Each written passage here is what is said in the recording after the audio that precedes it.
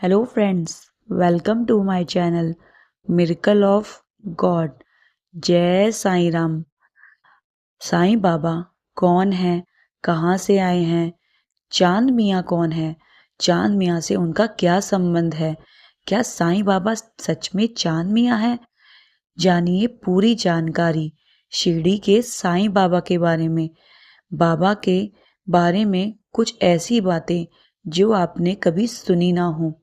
अगर आप साईं भक्त हैं तो आप जानते ही होंगे कि साईं बाबा कौन है, परंतु आप बाबा को नहीं जानते तो यह वीडियो आपके लिए है। साईं बाबा की पूरी जानकारी मेरी इस वीडियो में। वीडियो को एंड तक देखिएगा। पसंद आए तो लाइक ज़रूर करना और चैनल को अभी तक सब्सक्राइब नहीं किया है तो प्लीज़ कर लीजिएगा और कमेंट में जय श्री राम लिखना ना भूलिएगा। जैसे कि मैंने बताया कि गुरु का अपमान करोगे तो भगवान कहाँ से मिलेंगे। यह बात सच है। जब धरती पर भक्त भगवान की पूजा करता है, उनको मानता है भगवान एक है और भगवान सबके पास तो नहीं आ सकते। कोई उन्हें राम जी कह के पुकारता है तो कोई ईसा मसीह, कोई वाहिगुरु तो कोई अल्लाह कह के पुकारता है। सब अपने अपने धर्म के अनुसार भगवान को मानते हैं, पर ईश्वर शक्ति तो एक ही है। साईं बाबा जी ने भी यही कहा है कि ईश्वर एक है। तभी बाबा जी हमेशा कहते थे सबका मालिक एक। आप किसी रूप में मानो, आप मानो भी ना, तब भी जो शक्ति है वो रहेगी। एक ही शक्ति होती है। जैसे कि कहा गया है सिख धर्म में एक ओमकार। इसका अर्थ भी यही होता है कि ईश्वर एक है। अगर साईं बाबा जी यह कहते हैं कि सबका मालिक एक, तो और बाबा जी को मानने वाले ज़्यादातर उनके भक्त हिंदू हैं, तो बाबा जी पर आप ये कैसे आरोप लगा सकते हो कि वह केवल मुसलमान के ही होंगे। बाबा जी ने तो हमेशा यही कहा है कि ईश्वर एक है। बाबा जी के कहने के कथन से ही मनुष्य को समझ जाना चाहिए कि बाबा जी हमें क्या शिक्षा देना चाहते हैं। बाबा जी यह समझाना चाहते हैं कि धर्म से परे जाके भी एक शक्ति है जो ईश्वर शक्ति है, उसको मानो। धर्म के नाम पर लड़ना बंद करो। आप साईं बाबा को कहते हैं कि वह कोई और धर्म के हैं। यदि वो कोई और धर्म के होते या कुछ भी आप कहते हैं उनको, तो उनकी आरती नहीं होती। हिंदू धर्म में आरती भगवान की होती है, उसी प्रकार साईं बाबा जी की भी आरती होती है। आरती बाबा जी की शिरडी में और साईं बाबा के हर मंदिर में होती है। साईं समाधि मंदिर, कोई कहता है कि बाबा जी की समाधि मंदिर जो है वह समाधि की पूजा हिंदू धर्म में मान्यता नहीं है। तो आप बताइए कि आप जिस भी गुरु को मानते हैं, जो भी महात्मा गुरु होते हैं, आध्यात्मिक गुरु होते हैं, उनकी समाधि ही बनी जाती है। जैसे कि नीम करौरी महाराज जी का समाधि मंदिर वृंदावन में है, साईं बाबा का समाधि मंदिर शिरडी में है, श्री माता जी श्री निर्मला देवी माँ का समाधि मंदिर दिल्ली में है। इसी प्रकार आप किसी भी भगवान को मानते हैं, गुरु को मानते हैं, तब आप जब किसी गुरु को अच्छे दिल से सच्चे दिल से मानते हैं, तब आप उनको ईश्वर मांगने लगते हैं। वह आपके लिए ईश्वर होते हैं, क्योंकि वह आपको ईश्वर तक पहुंचाते हैं।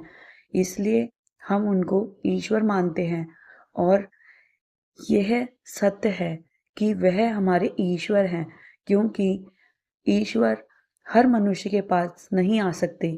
इसलिए वह मनुष्य रूप धारण कर कर इस धरती पर जन्म लेते हैं, लोगों का कल्याण करते हैं, लोगों को यह सीख देते हैं, गुरु नानक जी ने भी यही सीख दी थी, तभी उन्होंने लंगर की स्थापना की थी। लंगर का अर्थ होता है सामूहिक भोजन, जहाँ पर कोई जाति, कोई धर्म नहीं होता। कोई भी आकर लंगर ग्रहण कर सकता है, प्रसाद ग्रहण कर सकता है। जब हमारे गुरु हमें यह सीख देते हैं तो हम उनकी मूर्तियां हटाकर, उनको गलत बोलकर, उनका अपमान कर कर कैसे भगवान को पा सकते हैं। आप बताइए, जब आप किसी गुरु को मानते हैं और आप उसका अपमान करते हैं तो आप बताइए, क्या आप ईश्वर को पा सकते हैं? जैसे कि कहा गया है, गुरु ब्रह्मा गुरु विष्णु गुरु देवो महेश्वरा, गुरु साक्षात परब्रह्मा तस्मै श्री गुरुवे नमः। गुरु को दर्जा दिया है ईश्वर का। ईश्वर से भी बढ़कर है गुरु, क्योंकि वह हमें सीख देते हैं। ईश्वर हमारे लिए बहुत ही महत्वपूर्ण है। ईश्वर तक पहुंचने के लिए हम गुरु का सहारा लेते हैं। गुरु हमें शिक्षा देते हैं कि हमें क्या करना चाहिए, क्या नहीं। आध्यात्मिकता का मार्ग हम गुरु द्वारा ही प्राप्त कर सकते हैं। हर किसी को गुरु की आवश्यकता पड़ी थी। भगवान श्री राम हो या कोई भी हो, भगवान को भी गुरु की आवश्यकता पड़ी थी। आपने देखा होगा कि गुरु के बिना जीवन ही संभव नहीं है। यदि आज जो हम शिक्षा ग्रहण कर रहे हैं वो भी गुरु द्वारा ही ग्रहण कर रहे हैं। हर इंसान के अंदर भगवान वास करते हैं। आप कैसे कह सकते हैं कि साईं बाबा भगवान नहीं, और उनकी मूर्तियां हटाकर क्या साबित करना चाहते हैं कि मंदिर में से अगर आप साईं बाबा की मूर्तियां हटा भी देंगे तो क्या होगा? भगवान तो अंदर बसते हैं, गुरु तो अंदर बसते हैं। और किसने कहा? साईं बाबा ने तो कभी नहीं कहा मैं भगवान हूँ। उनके भक्त उन्हें भगवान कहते हैं, हम उन्हें भगवान कहते हैं। हमारे लिए साईं बाबा भगवान हैं, क्योंकि उनके चमत्कार हमने महसूस किए हैं, उनकी शक्ति हमने महसूस की है। साईं बाबा को हमने महसूस किया है। अपने कदम कदम पर साईं बाबा को हमने पाया है। जब भी हमने आंख बंद कर साईं बाबा का नाम लिया है, साईं बाबा को अपने समीप पाया है, हर मुसीबत में, हर खुशी में। और कभी भी हम गुरु का अपमान करके ईश्वर को कभी खुश नहीं कर सकते, क्योंकि ईश्वर के ही रूप होते हैं गुरु।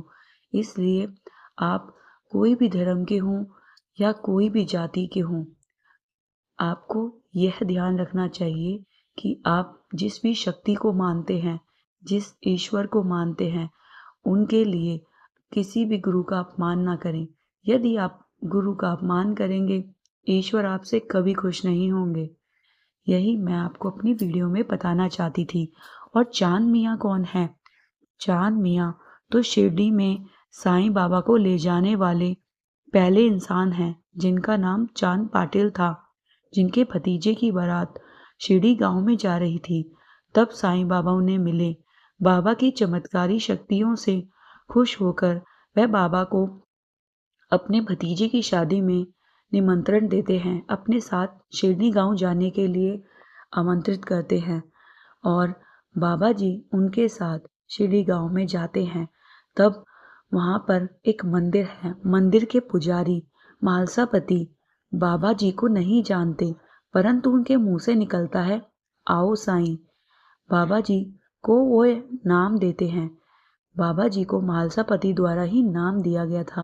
मालसापति मंदिर के पुजारी थे, और बाबा जी के शिरडी गांव में आने के बाद बाबा जी को देखते ही उनके मुंह से निकला आओ साईं। तब बाबा जी ने कहा तुमने मुझे साईं कह के पुकारा।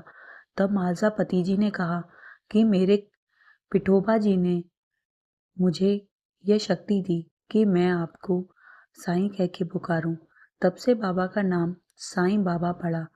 और रही बात साईं बाबा के किसी भी धर्म से होने की, तो इसका कोई भी आज तक पता नहीं लगा पाया है। साईं बाबा कौन थे, जो उनके साथ रहते थे, वो तक नहीं पता लगा पाए हैं, तो हम कौन हैं? साईं बाबा द्वारका माई में रहते थे।